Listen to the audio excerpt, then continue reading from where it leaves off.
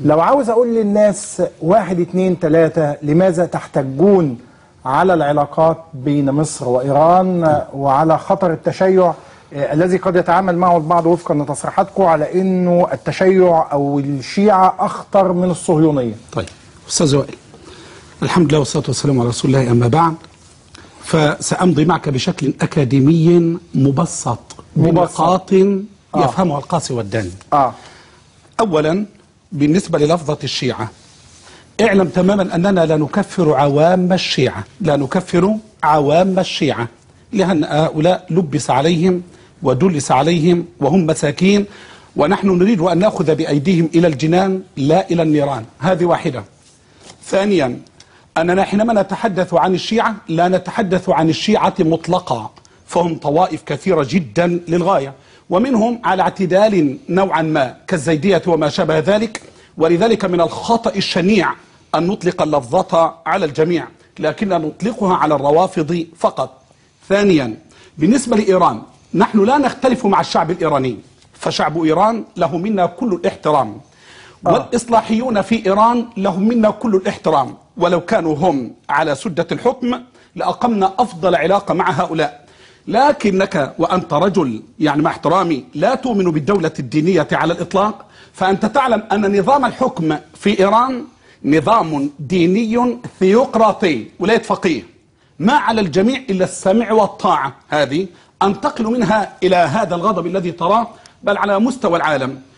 إيران بعد الثورة ما صادقت الدولة إلا وخانتها، وما عاهدت الدولة إلا وغدرت بها. أعطيك على سبيل المثال بسرعة جدا.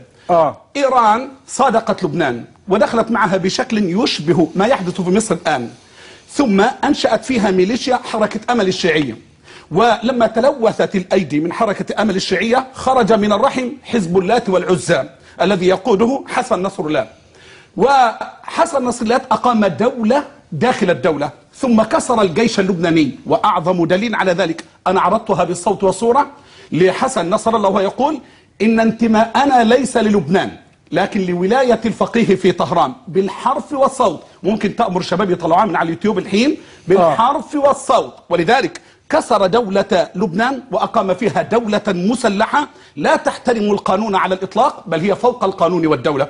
أقام علاقة مع اليمن فكان دولة اليمن، وأنشأ فيها الحوثيين وأخذهم للتدريب هناك ودربهم الحرس الثوري، فعادوا قتلة مجرمين، فقتلوا من السعوديين ما قتلوا، وقتلوا من الجيش اليمني ما قتلوا، وقتلوا من اليمنيين ما قتلوا.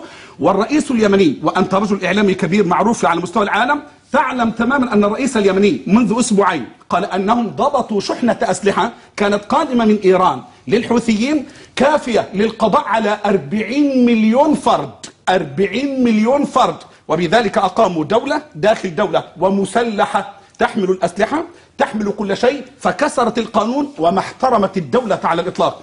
دخلوا هنا في العراق، وأبطحي معي بالصوت والصورة وهو يقول لولا إيران لما دخلت أمريكا العراق، دخلوا معها بالحرس الثوري، وما كان من إيران إلا أن أعملت الميليشيات المعروفة وعندنا بالصوت والصورة، فذبحوا من نساء وأطفال ورضع العراق ما يزيد على 1,000,000 نسمة من باب الطائفين. وأنت ترى ما يقوم به المالكي الآن، وترى الثورة عليه من السنة لأنه أقصاهم ويقوم بإعدامات. أنت تقرأ للحقوقيين أن الإعدامات هذه ممنهجة للعراقيين.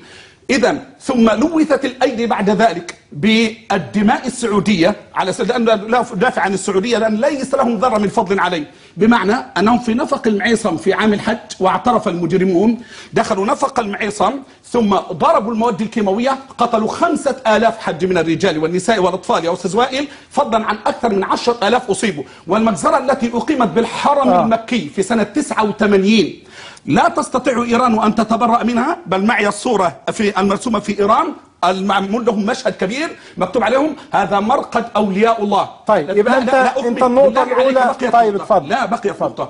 ثم سوريا الآن أقاموا ما يحدث طبعا بالنظام الطائفي مع النصيريين، وهذه ثورة شعب، وأظن أنك كنت من أوائل الثوار في مصر وتؤمن بالحرية والخروج من الدكتاتورية. انظر إلى ما يفعلونه. اعتقال إيراني أمس في العراق في إيران في سوريا كان يقوم بتدريب القناصة على قتل السوريين. ناهيك أول أمس وزارة الخارجية الإيرانية تعلن أنها مع بشار لآخر لحظة. خامنئي يعلن أن القتال مقدس مع بشار الأسد، ولذلك أقول لوثت أيديهم بدماء السوريين، بدماء العراقيين، بدماء البحرينيين، بدماء واستولوا على على 3 جزر من الإمارات. ثم أختم به، احتلوا دولة عربية يا أستاذنا وابتلعوها، هم أخطر من اليهود. اليهود احتلوا جزءا من فلسطين. إيران أخطر من اليهود بمراحل. انظر إلى ما أقول وقس. احتلوا دولة الأحواز العربية والتي حضارتها تزيد على 7000 عام. في 25 أبريل سنة 1922 بالاتفاق مع انجلترا احتلوا دولة الأحواز، ثم ألغوا هويتها تماما، وهم قبائل عربية صرفة.